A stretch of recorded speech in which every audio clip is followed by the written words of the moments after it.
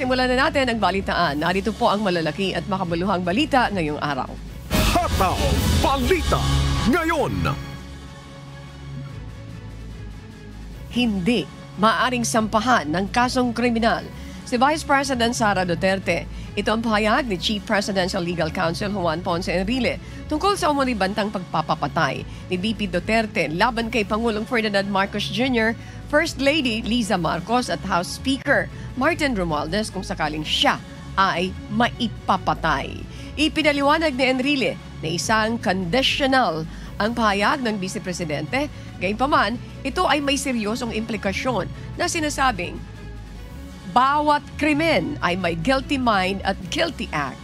Dagdag pa ng dating senador, kung may tangkang pagpatay kay Duterte, ngunit hindi ito magtagumpay, maaring mapagbintangan ang unang mag-asawa at si Romualdez na maaring magpalala sa hidwaan sa politika at gamitin ng iba para sa kanilang sariling kapakanan.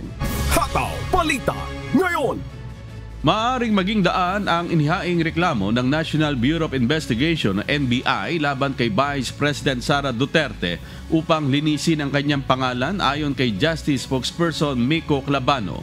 Ipinaliwanag ni Clabano na may karapatan si Duterte na magsumite ng counter affidavit at depensa.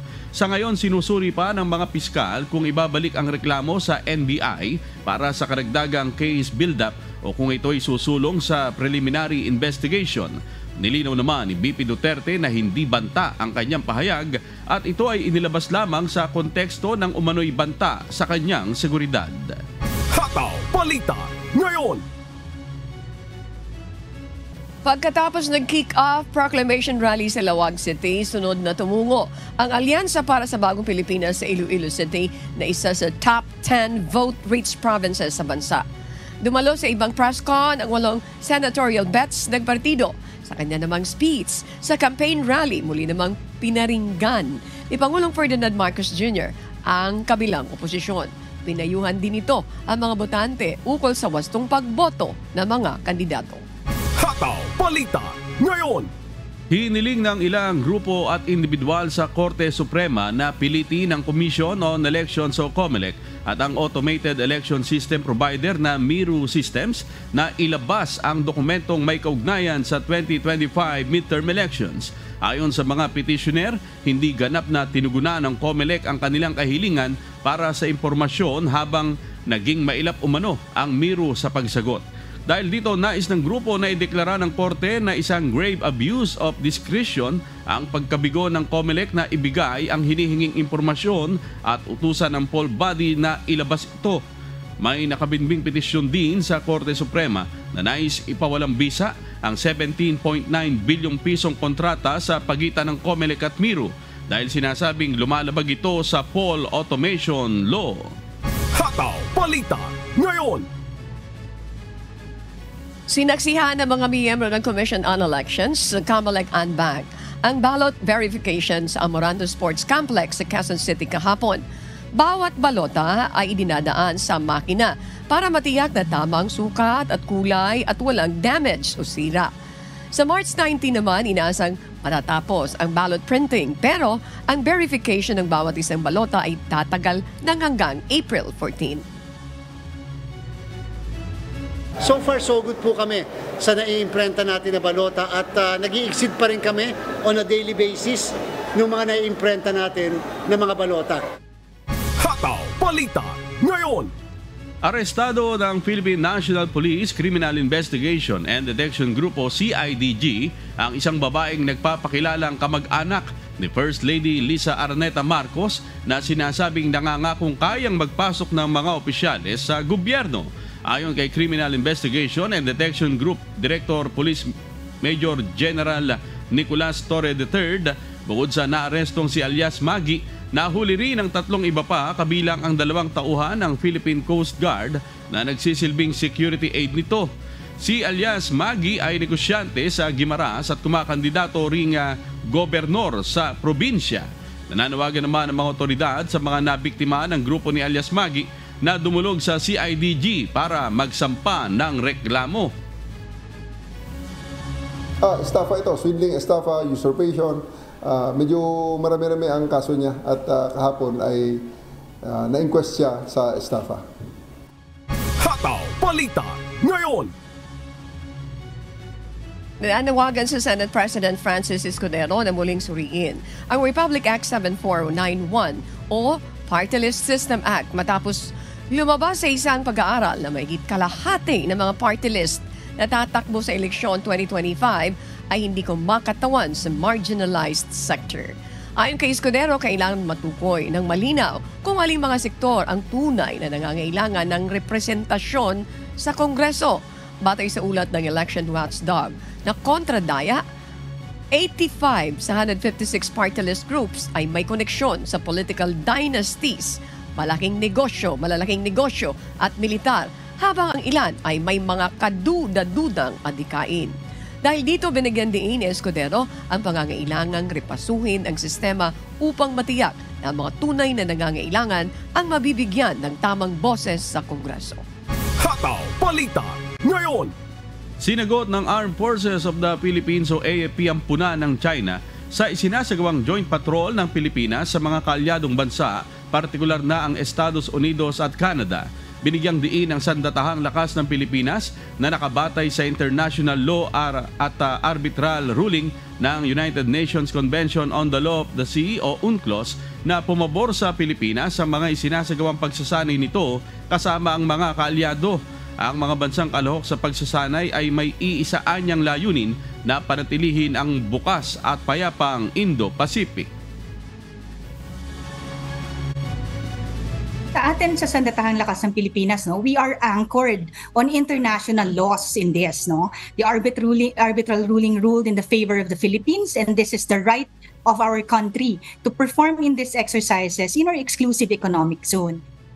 Hataw Balita ngayon. Mariing itinanggi ng Armed Forces of the Philippines o AFP na mayroon silang anumang commitment o pangako sa China na tatanggalin sa Pilipinas ang Typhoon missile system na dinala ng Estados Unidos dito sa bansa noong nakaraang taon.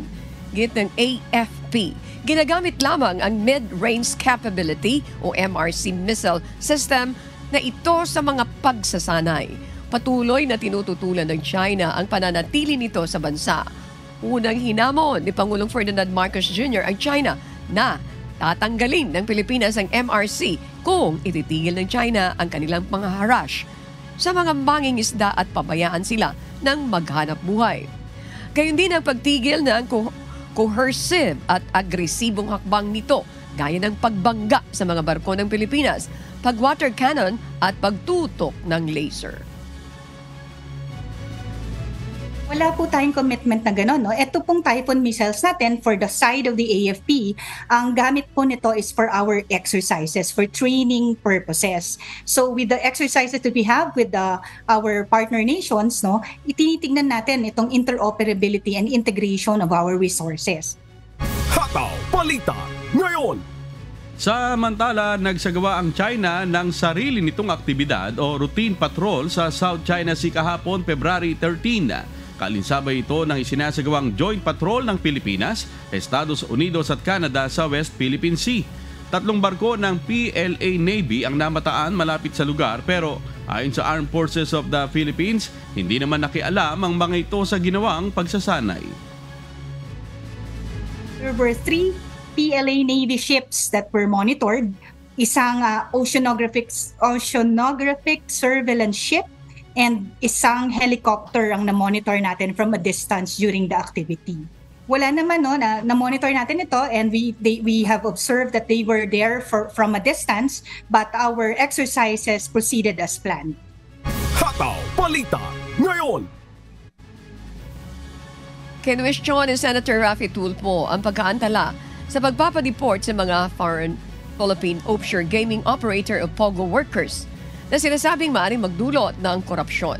Ayon kay Bureau of Immigration Legal Chief Arvin Santos, halos kalahati na lamang sa 438 na naaresto ang naipadeport dahil sa mga kinakailangang dokumento tulad ng pasaporte at NBI clearance.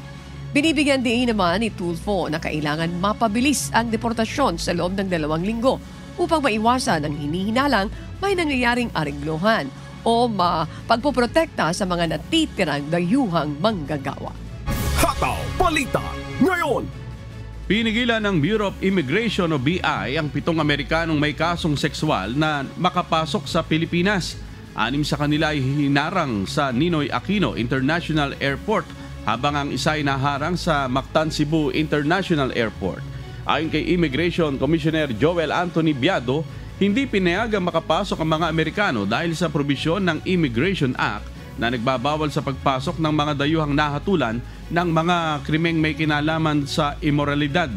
Sinabi naman ni Ferdinand Tendenilla, hepe ng BI Border Control at Intelligence Unit, na agad namang pinabalik sa kanilang pinanggalingang bansa ang naturang mga dayuhan. Hataw Balita ngayon.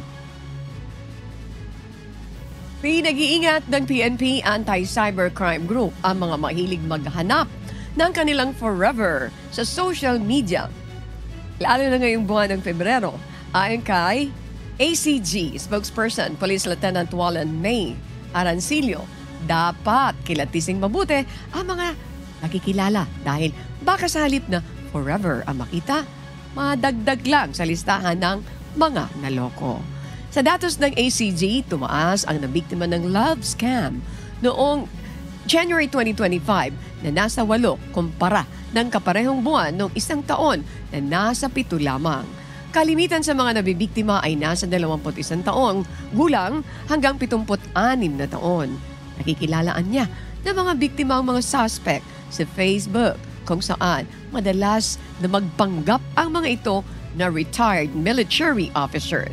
Paiibigin niya ang mga biktima hanggang sa hinga na ng pera. At kapag nakapagbigay na ng pera, saka ibablock na ang mga ito. Hinihikayat din daw ng mga scammer ang kanilang biktima na mag-invest sa cryptocurrency. Alalahanin po natin na itong mga scammers ay gumagamit lang ng mga dummy accounts para makapanloko. And also po, kung kayo po ay nabibiktima or nakaka-experience ng cybercrime, maaari po kayong dumulog sa PNP ACG. Open po kami 24/7 para tulungan kayo. Hataw Balita ngayon.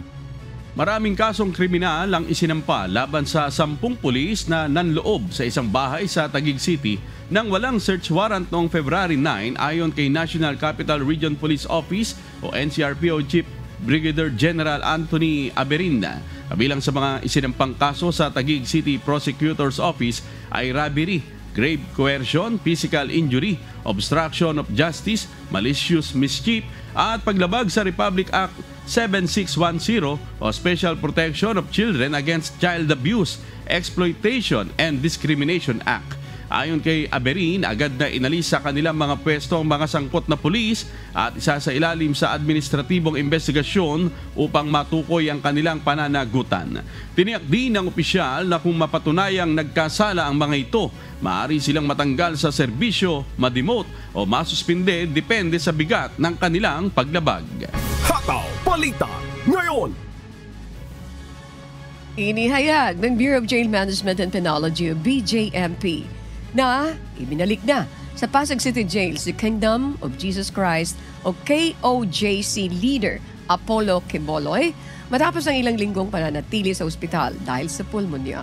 Ayon kay BJMP spokesperson Jail Superintendent J. Rex Bostinera, inala si Quiboloy sa Rizal Medical Center noong January 18 dahil sa hirap sa paghinga at kalaunan ay inilipat na sa the Medical City para sa mas masusing gamutan bago siya muling inilipat sa Pasig City General Hospital alinsunod naman sa utos ng korte.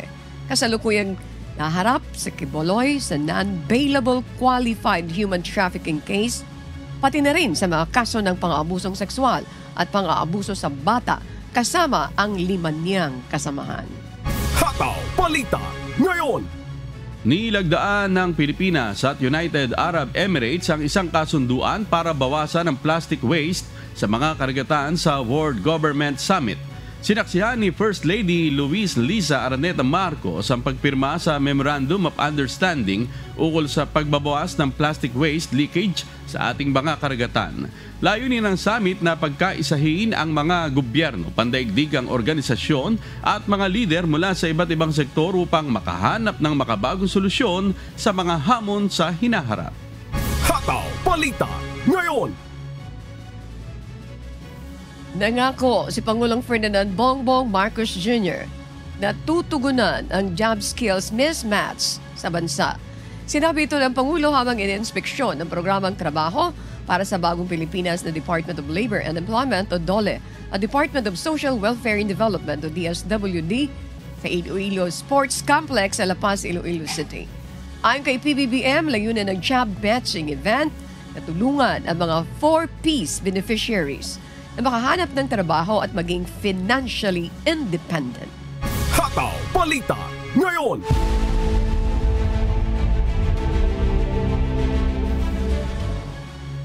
Good morning sa inyo, Ani at amigo at sa ating mga kababayan sa buong mundo.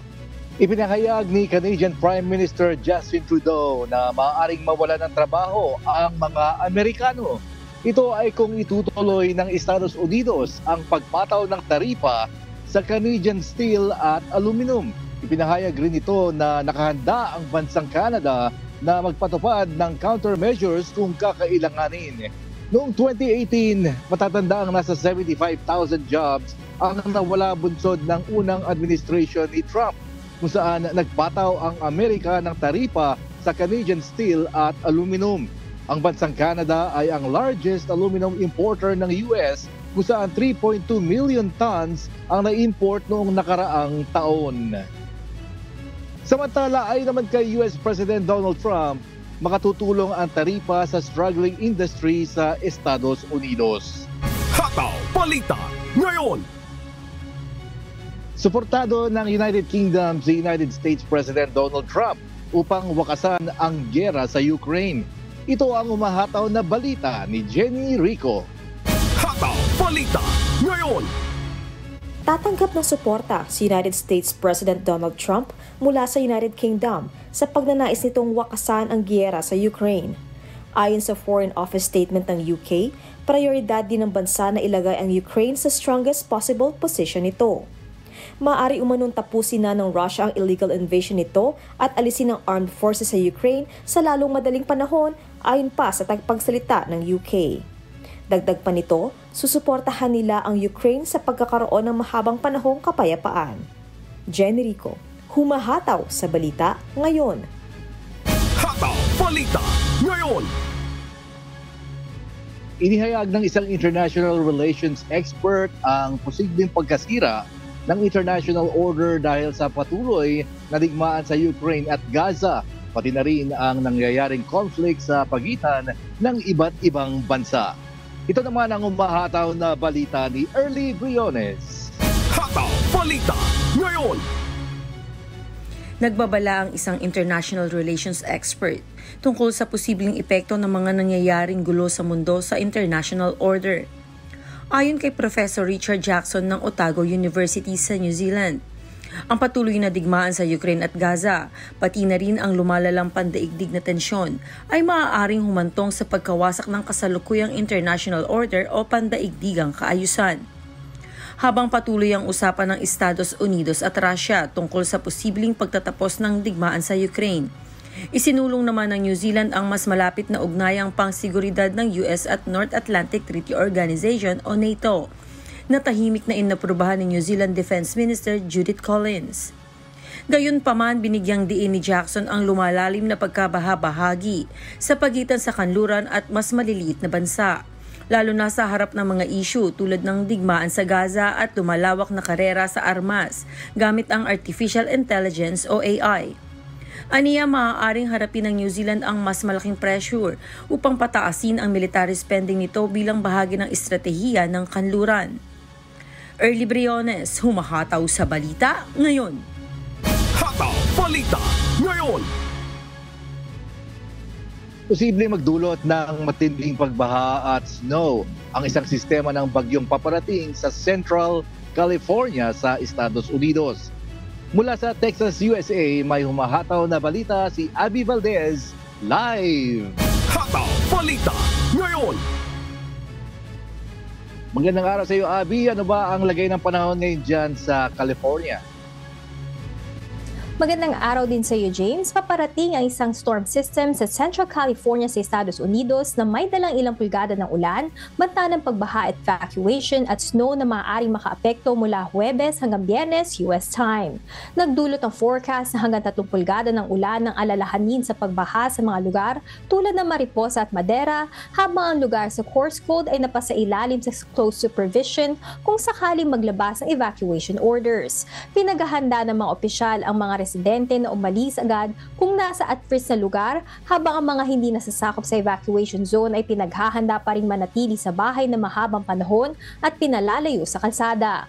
Napasailalim naman sa isang winter storm warning ang Yosemite National Park at Sequoia at Kings Canyon National Park simula nitong gabi ng Miyerkules dahil sa posibleng pagbagsak ng hanggang 48 na pulgada ng snow sa mga lugar na mahigit sa 6,000 feet. Hindi nagkaroon ng forecast ng snow sa mga mababang mountain communities, subalit isang malakas na jet stream ang magdadala ng halos 60 miles per hour na hangin sa lugar. Balik sa iyo, James. Yan, Abby, dito sa amin may 6 inches na snow kagabi. Malit lang. Pero dyan sa California, ano ba ang mga pinaghahanda ang mga nasa ilalim ng winter storm warning? James, ilan sa mga dapat ihanda sa ilalim ng winter storm warning ay ang manatili sa loob ng bahay, magsuot ng warm na damit at maghanda sa mga possible na power outages. James? Sige, maraming salamat, Abby Valdez mula sa Texas, USA, kung saan itinuturing na nangunguna ang flash flooding sa natural disaster threats sa gitnang bahagi ng estado. Hataw Balita ngayon. Nailigtas at ipinadala sa Thailand ang nasa 261 na biktima ng human trafficking sa Myanmar, kasama ang 12 Pilipino para sa kanilang repatriation. Ito ang humahataw na balita ni RK Llorca. Hataw Balita ngayon. Nasagip ang nasa 261 na biktima ng call center gang sa Myanmar at ipinadala sa Thailand para sa kanilang repatriation bandang 3:00 ng hapon noong Miyerkules, February 12. Inihayag ni Deputy Prime Minister and Defense Minister Phumtham Wechayachai umaga ng Miyerkules na ipinaalam ng pamahalaan ng Myanmar na ipapadala nito ang 53 foreign nationals na nailigtas mula sa dalawang town borders na KK Park at Shwe Koko. Ayon sa opisyal, agad na ipinadala ng Myanmar ang mga biktima dahil di na umano sila kayang mapangalagaan doon matapos ang electric shutdown o pagbabawas sa operasyon sa 5 bayan sa hangganan ng nasabing bansa. Dagdag nito, agad na aabisuhan ang mga embahada ng mga apektadong bansa sa pagdating ng mga biktima sa Thailand upang makatulong sa mga otoridad sa investigasyon hinggil sa pagkakasangkot nila sa naturang mga iligal na operasyon. Samantala, sinabi ng spokesman for the Defense Ministry Major General Danatip Sawangsen na kabilang sa mga nailigtas sa dalawang town borders ang 12 Pilipino, 4 na Kenyans, 1 Tanzanian, 2 Brazilians, 21 Ethiopians, 5 Pakistanis, 2 Bangladeshis at 6 na Nepalis. Bukod sa naunang 53 nailigtas, nagpadala din ang Myanmar ng karagdagang 208 na biktima kung saan inaalam pa ang kanilang mga nasyonalidad. Pansamantalang mananatili sa Border Patrol Police Camp 346 ang mga biktima bilang bahagi ng National Referral Mechanism ng Thailand. Makikipag-ugnayan naman ang Foreign Ministry sa mga embahada ng apektadong bansa upang ayusin ang kanilang pagpapauwi. RK Llorca, humahataw sa balita ngayon.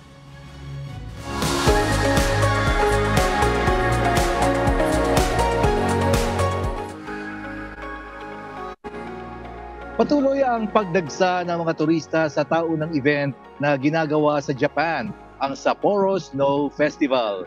Maging ang ilang mga kababayan natin ay feel na feel ang tila fairy tale vibe na hatid ng festival na ito. Ito ang humahataw na balita ni Rodel Flordelis.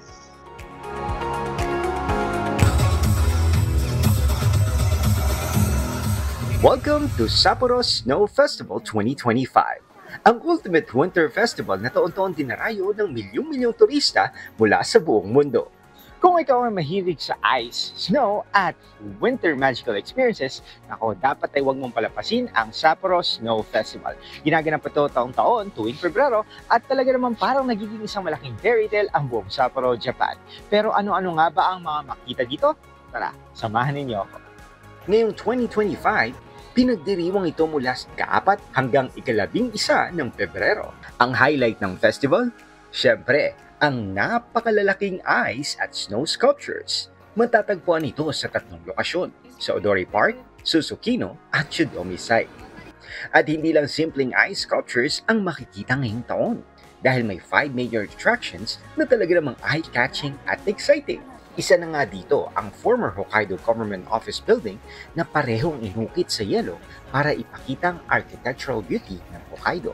Para naman sa anime lovers, siguradong matutuwa kayo sa sculpture ng popular na series na The Time I Got Reincarnated as a Slime. Exciting din para sa mga gamers ang ice sculpture na inspired sa upcoming game na Monster Hunter Wilds. Pero ang pinaka-exciting, 2 sa mga malalaking attractions na ito ang gagamit ng projection mapping. Isa na nga dito ang tinatawag na Thoroughbreds Racing to Sapporo, na isang obra na nagbabalik tanaw sa pagiging kilalang horse racing producer ng Hokkaido. Pero hindi lang sightseeing ang pwedeng magawa dito sa Sapporo. Kung madami ka pang time, pwede kang mag-sledding sa Moriyama Park. Mag-snowmobile activity naman sa Nishi Ward ng Sapporo. O di naman kaya ay mag-ski sa Tiene Mountain. Siyempre, hindi kompleto ang trip kung walang food trip.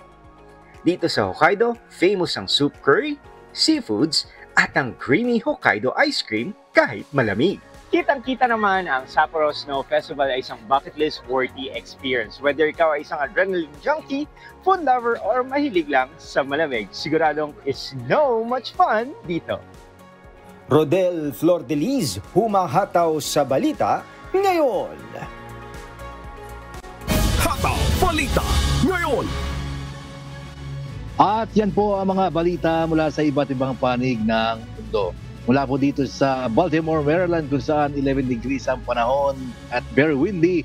Ako si James Montuyan. Magandang araw po sa ating lahat. Hataw Balita ngayon. Ano nang susunod? Maraming salamat sa iyo, James Buntuyan. Sa puntong ito, mga kasambahay, mga kasama po natin ay isa sa kababayan nating narito po sa MCGI Clinic upang maka-avail ng libreng serbisyong medikal. Naririto si Ginang Maria Cleofe Boytison. I don't know kung tama yung pagkakabanggit po ng kanyang surname. Magandang umaga po sa inyo, Ginang Boytison. Kumusta po kayo, ma'am? Magandang umaga po. Parang malungkot kayo. Ano po bang nararamdaman nyo? Saang lugar po ba kayo nakatira? Ilang taon na po kayo, ma'am? Galing po ako sa Padilla, Antipolo. Okay. 55 na po ang 55. edad ko. Opo, ano po ba ang nararamdaman nyo po? Ay, yung akin pong asthma. Ay, naku, asthma. Oo, ako asthmatic din ako. So, ilang taon na po kayo may asthma? Matagal na po. Nagsimula pa po ng 35 pa lang po. Naku, matagal-tagal na. Ngayon po. Kasi 35. Ako, nagsimula ako ng 2021. Okay, pandemic time. So, ibig sabihin, kayo 35, hanggang ngayon bumabalik-balik. Ano po yung papa-check up nyo ngayon? Yung asthma kasi bumabalik-balik yung kailangan ma-manage nyo lamang po. Ay, yung ubo. Tapos, yung ubo ko po kasi medyo natagalan na. Tapos, tawag dito, minsan nilalagnat po ako. Siguro sa panahon din po. Opo, sa may asthma po, hindi maiwasan yung yung lalagnating ka sabay ubo, sipon. Okay. Matulong ng Diyos, hindi naman ako nilalagnat. Okay. Sa madaling salita, kung nilalagnat po kayo, dapat ma-check up yan kasi may mga pagkakataon na sinasabi ng doktor na may kasama ng pneumonia. Wala po ba kayong check up before na kayo po ay may x-ray at sinabi na mayroong kayong nakita na mayroong pneumonia? Wala pa naman po. Bale, po ma'am, nagpa-check up po ako, uminom po ako ng gamot, hindi po ako gumaling dun sa gamot na nireseta sa akin. Na po yung doktor na magpa-x-ray po ako. Nagpa-x-ray po ako. dito ko na po dinala yung aking aking x-ray. Ayan, kasi dito may ko na po. papatingnan para Opo. ma-check up ng doktor. Opo. Okay, so yun ang i-avail mo para Opo. ma-check up ka. Ayan, may mga doktor tayo dyan. Okay, first time niyo po ba ito na mag-avail? Paano niyo nalaman? First time po. First time. Paano niyo po nalaman ang mga serbisyo dito sa UNTV, ang MCGI clinic? Paano niyo po nalaman? Napanood ko po sa TV palagi, ilang taon na rin po. Kaya lang ngayon pong taon, nawala po yung signal ng UN. Ayan, ako po. Opo, kaya hindi na po ako nakakapanood ngayon. Nako, talaga naman. Ayan. Balik nyo yung baka kailangan na dagdagan yung signal natin dyan. Manawagan tayo sa DICT Secretary. Mahina daw yung signal doon. Ayan, hindi na nakakapanood si ma'am. Ayan. Nagsusumbong siya dito. So, kailangan mabalik yun para muli kayo makapanood. Opo, kasi napakahalaga po sa amin na yung ganitong programa na katulad po ngayon na nangangailangan kami ng tulong. Meron po kaming nalalapitan na ganitong Nakikita ko nangingilid-gilid pa yung luha nyo sa mata nyo. Kasi po ma'am, natutuwa lang po na first time ko rin pong pumunta rito na makapag ng tulong, na makaranas po ng tulong mula dito. Opo. Mayroon po ba kayong pamilya? Meron po. Opo. May May mga kasama anak ko din po po kayo? yung isa lang po anak ko, kasama ko po ngayon. Nagpasama po ako kasi nilagnat nga po ako kahapon. Medyo nakaramdam po ako ng panghihina. Sabi ko, gusto ko sa UNTV magpa-check up kasi gusto ko yung serbisyo nila. Ayan, sabi ko salamat po sa Diyos. Ayan, salamatan natin. Salamat sa Diyos. At syempre, itong mga serbisyo na ito ay pasalamat tayo sa ating Kuya Daniel Rason. Nagpapatuloy ito mula pa noon hanggang ngayon at pinalawak niya po ito. At syempre yung MCGI, ang ating mga kapatid sa MCGI. Nanay, sasamahan po kayo ni Jose Ibanez. Umikot na po kayo dyan. Kasi mayroon din dyan Action Center. May mga serbisyo po kayo, iba't ibang serbisyo sa mata, sa ngipin. Baka gusto nyo, anuhin nyo na po. Galugarin nyo na po. Okay, yung mga mababait natin mga doktor sa MCGI Clinic, magandang umaga po sa inyong lahat dyan at mga staff. Nanay, maraming salamat. Ibalik nyo na po. Sana mabalik na yung signal. Sabi ni Nanay, mabalik na yan kasi hindi na namin napapanood. Ayan, siguro ma-improve yung signal dyan. Maraming salamat po sa inyong oras. Ninang Maria Cleofe, wala po sa Padilla, Rizal. Magandang umaga po. Salamat sa Diyos. Balik sa inyo. Hataw Balita ngayon. Patuloy po kayong mantabay. Magbabalik pa ang Hataw Balita ngayon.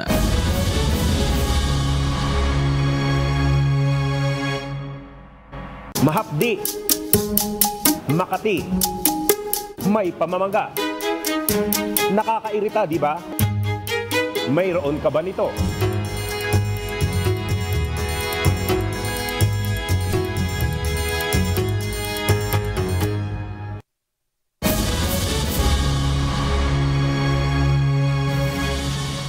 Alas 5:43 na po ng umaga at sa pagpapatuloy ng Hataw Balita ngayon.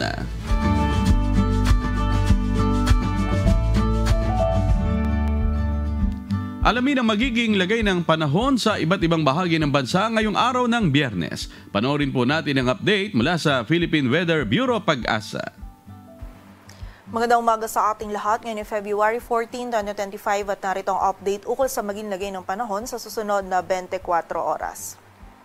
Sa kasalukuyan ay meron tayong tatlong weather systems na nagdudulot ng mga pag-ulan dito sa malaking bahagi ng ating bansa. Una na dito yung shear line kung saan nakakaapekto pa rin ito dito sa bahagi ng extreme northern Luzon at yung easterlies naman na nagdudulot pa rin ng mataas na tsansa ng mga pag-ulan dito sa silangang bahagi ng Luzon at Visayas. Samantala dito naman sa area ng Mindanao ay umiiral pa rin or nakakaapekto pa rin yung Intertropical Convergence Zone or ITCZ kung saan nagdudulot pa rin ito ng mataas na tsansa ng mga pag-ulan, pagkidlat at pagkulog lalong-lalo na dito sa may silangang bahagi ng Mindanao. At ayon po sa ating latest analysis this weekend ay patuloy pa rin magdudulot ng mga pag-ulan ng shear line at ang easterlies dito sa silangang bahagi ng ating bansa, and by next week naman ay iiral muli ang northeast monsoon o amihan dito sa area ng northern at central Luzon. Samantala, yung low pressure area naman na monitor natin sa labas ng ating area of responsibility ay wala pong epekto sa anumang bahagi ng ating bansa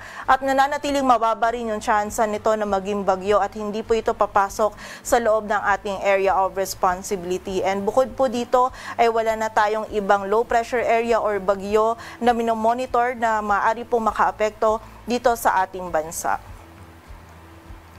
At para naman sa lagay ng dagat baybayin ng ating bansa, wala na po tayong nakataas na gale warning.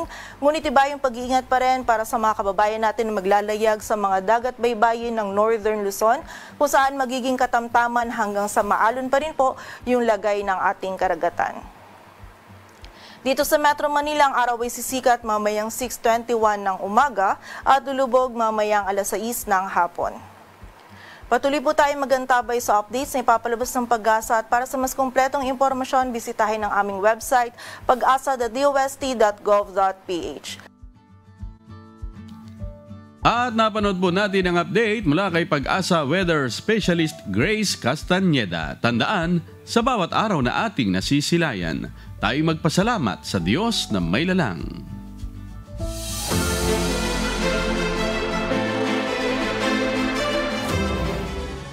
Ipinagtanggol ng Alyansa para sa Bagong Pilipinas Koalisyon ng mga banat ni Pangulong Marcos sa oposisyon. Kahapon nanuyong senatorial bets ng administrasyon sa Iloilo City. Si Lalaine Moreno humahataw.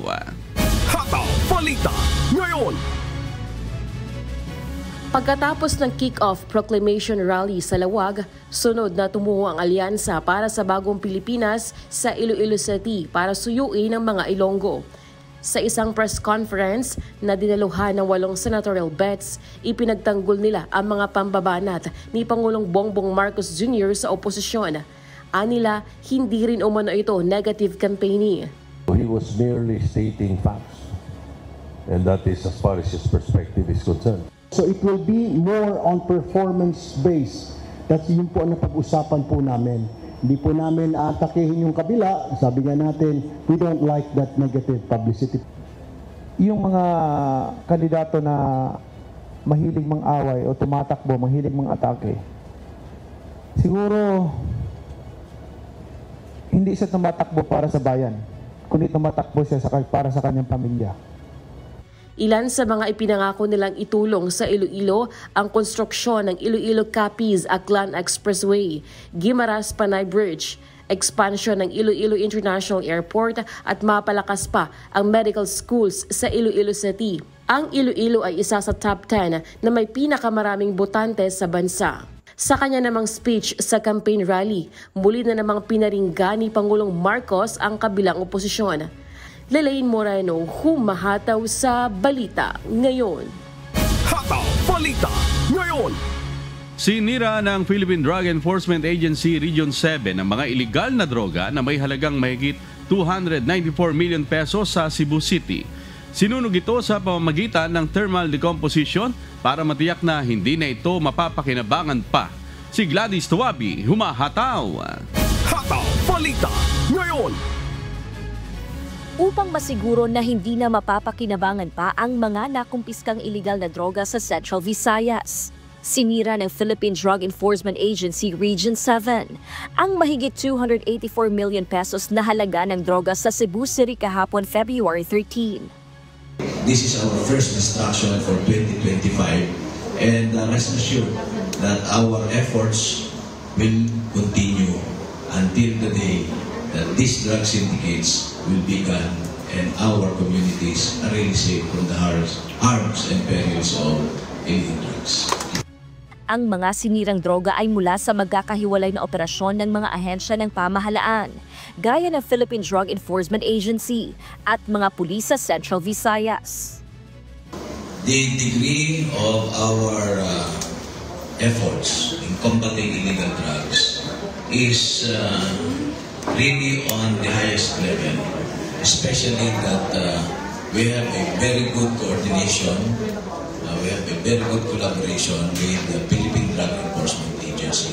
So everything that we are doing now is based on what we call Philippine Anti-Drug Strategy. We have a holistic, comprehensive program that was designed by the national government to really combat drugs. PDEA is the lead agency in destroying drug syndicate. High volume confiscation is the efforts of PDEA. While the PNP is doing the efforts from the street level going up. Sa pamamagitan ng thermal decomposition ay sinunog ang mga iligal na droga. Kabilang dito ang 41.86 kilo ng shabu at 2.5 kilo ng marijuana. The first thing that we need to establish or we need to accept ay yung reality. Okay, when it comes to seizures, when it comes to statistics, hindi natin matitinayan na yan yung mga seizures. Okay? But regardless kung ilang volume volume ang dumating dito sa AOR natin, rest assured na PDEA at PNP will do everything na ma-prevent natin yan to be distributed sa streets. Kasi mas malaki ang trabaho na gagawin kung nasa streets na. That's why, with these volume seizures, ito yung kumbagang tinututukan natin ngayon. And also, considering also that Cebu City for the three main regions dito sa Visayas, nasa center tayo. So we could be used as a major transshipment points also to other areas. Ayon sa PDEA 7, ang mga nakumpiskang iligal na droga sa Cebu City ay kadalasan mula pa sa Luzon, National Capital Region at maging sa kalapit na rehiyon ang Western at Eastern Visayas. Kaya ang pagsira sa mga droga ay pagpapakita kung gaano kaseryoso ang ahensya sa pagsugpo ng droga sa Central Visayas. Lalo tinitingnan nila na ang rehiyon ay posibleng biggest transshipment point bilang sources ng shabu sa ibang lugar. Gladys Tuwabi, humahataw sa balita ngayon. Hataw Balita ngayon. Oh, mga kasambahay, shout out na daw. Okay, shout out ko lang, mabilisan. Yung aking kababata na si Alma Bugel. Merong matanda naman ako dito. Ay, hindi ni Alma Bugel. And of course, Sis Joy Ibanez, si Josa, si Alex, si Robert, si Paraon, si Bernie, si Chris, si Dante, si Carl, of course, si Brad Edison. Magandang hapon po sa inyong lahat. Okay, naka-shoutout na ako sa lahat ng nanonood at nakikinig sa iba't ibang panig ng mundo. Good morning. And Lynn Perez, good morning. Back to you, amigo Sherwin. Ayan, shoutout ko na rin yung mga kasama natin dito sa studio. Si Jerickson Bunyag, si Christian Lopez, of course, ang ating APC Dantley Santos, at yung ating sa technical side. Sila, yung mga suki natin, si Sani, si Luel Epanya na nagkarlan Laguna, Jocelyn Gutierrez ng Calamba, Laguna, si Mami Beth at Bradan Razon, of course, si Kuya Daniel. Ayan. Shoutout din po sa ating mga taga-subaybay sa buong Pilipinas at sa iba't ibang panig ng mundo. Ganon din po sa mga tagapakinig ng Hataw Balita ngayon sa Radyo La Verdad 1350. Patuloy po namin kayong inaanyayahan sa isinasagawang mass indoctrination ng MCGI. Day 5 na po tayo. Mamayang 7 po ng gabi sa official MCGI social media accounts. Kabilang po ang MCGI channel, ang official YouTube channel ng Members Church of God International. Patuloy din po namin kayong inaanyayahan na makiisa sa Global Prayer for Humanity tuwing Lunes hanggang Biyernes alas 9:30 ng gabi. Ito po yung nakastream ng live sa lahat ng MCGI social media accounts. Ang Global Prayer for Humanity ay bukas po sa lahat, anuman ang inyong relihiyon o lahi.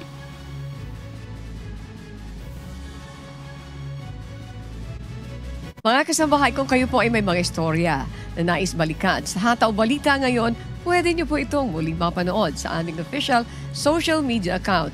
Magtungo lamang po sa UNTV News and Rescue YouTube channel at i-click ang subscribe button.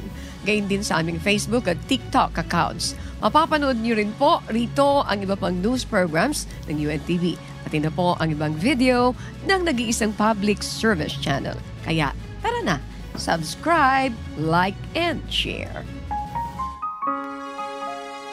At sa aming ibabahaging mga salita ng Diyos na ating sandigan mula sa unang Juan Kapitulo 4, talatang 8. Ang hindi umiibig ay hindi nakakakilala sa Diyos, sapagkat ang Diyos ay pag-ibig.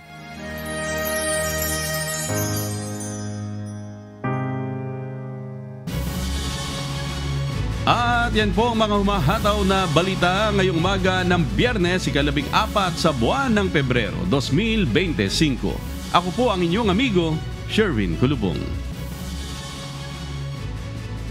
Sa ngalan po ng lahat na bumubuo ng UNTV News and Rescue, UNTV Radio La Verdad 1350 at ang ating mga correspondent mula sa Pilipinas at sa iba't ibang panig ng mundo. Ako naman po si Annie Ventoy.